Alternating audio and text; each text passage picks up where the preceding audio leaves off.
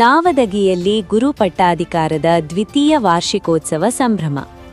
ತಾಳಿಕೋಟಿ ತಾಲೂಕಿನ ನಾವದಗಿ ಗ್ರಾಮದ ಪರ್ವತೇಶ್ವರ ಬೃಹನ್ಮಠದ ಪೂಜ್ಯ ಶಟಸ್ಥಲ ಬ್ರಹ್ಮಶ್ರೀ ರಾಜಗುರು ರಾಜೇಂದ್ರ ಒಡೆಯರ್ ಶಿವಾಚಾರ್ಯ ಮಹಾಸ್ವಾಮಿಗಳ ಗುರುಪಟ್ಟಾಧಿಕಾರದ ದ್ವಿತೀಯ ವರ್ಷದ ವಾರ್ಷಿಕೋತ್ಸವದ ಅಂಗವಾಗಿ ನಡೆಯುತ್ತಿರುವ ಶ್ರೀ ದಾನಮ್ಮದೇವಿ ಪುರಾಣದ 17ನೇ ದಿನದ ಕಾರ್ಯಕ್ರಮದಲ್ಲಿ ಕೈಲಾಸಾಶ್ರಮದ ಪೂಜ್ಯ ಶಿವಲಿಂಗ ಶರಣರು ಸಾನ್ನಿಧ್ಯ ವಹಿಸಿ ಆಶೀರ್ವಚನ ನೀಡಿ ಪುರಾಣ ಪ್ರವಚನಗಳನ್ನು ಕೇವಲ ಕೇಳುವುದಕ್ಕೆ ಸೀಮಿತಗೊಳಿಸದೆ ಕೇಳಿದ್ದನ್ನು ಅನುಸರಣೆ ಮಾಡುವ ಮನೋಭಾವ ಬೆಳೆಸಿಕೊಳ್ಳಿ ಎಂದರು.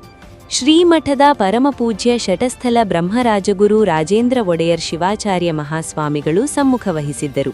ಇದೇ ಸಂದರ್ಭದಲ್ಲಿ ಕಾರ್ಯಕ್ರಮದಲ್ಲಿ ದಾಸೋಹಗೈದ ತಾಳಿಕೋಟಿ ಪಟ್ಟಣದ ಸಮಾಜ ಸೇವಕ ಪ್ರಹ್ಲಾದ್ ಹಜೇರಿ ಇವರನ್ನು ಶ್ರೀಮಠದ ವತಿಯಿಂದ ಗೌರವಿಸಲಾಯಿತು.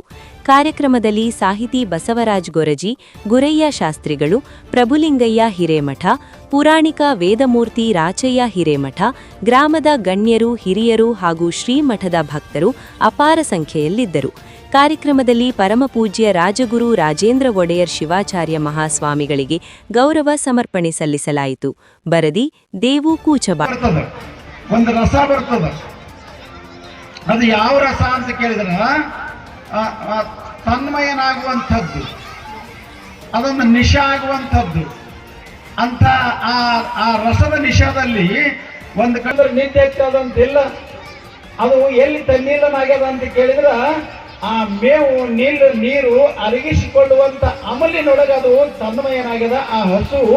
ಹಾಗ ನೀವು ಕೂಡ ಮಹಾನುಭಾವರ ಚರಿತ್ರೆಯನ್ನು ಕೇಳಿ ನಿಮ್ಮ ಮನೆಯೊಳಗೆ ಮೇಲಕ್ಕೆ ಹಾಕಬೇಕು. ಹ್ಯಾಂಗ ಹಸು ಇದ್ರ ಮಹತ್ವ ಬಹಳ ದೊಡ್ಡದದ. ಮತ್ತ ಇದು ಕೇಳಿ ಬಿಟ್ಟು ಹೋಗುವುದಲ್ಲ, ನೀವು ಈ ಪುರಾಣ ಕೇಳಿ ಬಿಟ್ಟು ಹೋಗೋದಲ್ಲ. ಈ ಪುರಾಣ ಕೇಳಿ ದಿನನಿತ್ಯ ನಿಮ್ಮ ಮನೆಯೊಳಗೆ ಮೆಲಕ್ ಹಾಕಬೇಕು. ಶ್ರವಣ ಮನನ ನಿಧಿಧ್ಯಾಸ ಅಂತ ಹೇಳ್ಕೊಂಡು ಹೇಳ್ತಾರೆ ಶಾಸ್ತ್ರದಲ್ಲಿ. ಶ್ರವಣ ಅಂದ್ರೆ ಈಗ ಕೇಳೋದು, ಮನನ ಅಂದ್ರೆ ಮನೆಯಾಗ ನೆನಪು ಮಾಡ್ಕೊಳ್ಳೋದು. ಅದು ಯಾವಾಗ ಅಂದ್ರೆ ದಿನನಿತ್ಯದಲ್ಲಿ ಅನುದಿನದಲ್ಲಿ ದಿನನಿತ್ಯದಲ್ಲಿ ನೀವು ನೆನಪು ಮಾಡ್ಕೊಂಡು ಹೋದ್ರಿ ಅಂದ್ರೆ ಇದು ಪುರಾಣ ಸಾರ್ಥಕ ಆಗ್ತದ. ಒಂದು ಹಸುವ ಒಬ್ಬ ಮಾಲಕ ಮನೆ ಕಟ್ಟಿರ್ತಾನ, ಅವತ್ತು ಜಲ್ದಿ ಬಿಡಾಕ ಕಡ್ಕೋಳ ಮಡಿವಾಳಪ್ಪನವರು ಬಹಳ ಸುಂದರವಾಗಿ ಹೇಳ್ಕೊಂಡು ಬಂದಾರ. ನಿಮ್ಮೂರಿಗೆ ನಾವು ಬರಬೇಕಾದರೆ ನಿಮ್ಮ ಮನಸ್ಸು ಹೊಂದಿರಬೇಕು. ಮಹಾಗುರು ಮಡಿವಾಳ ಯತಿ ಸಮರಸವಾಗಿ ದೇವಭಕ್ತನಾಗಿರಬೇಕು.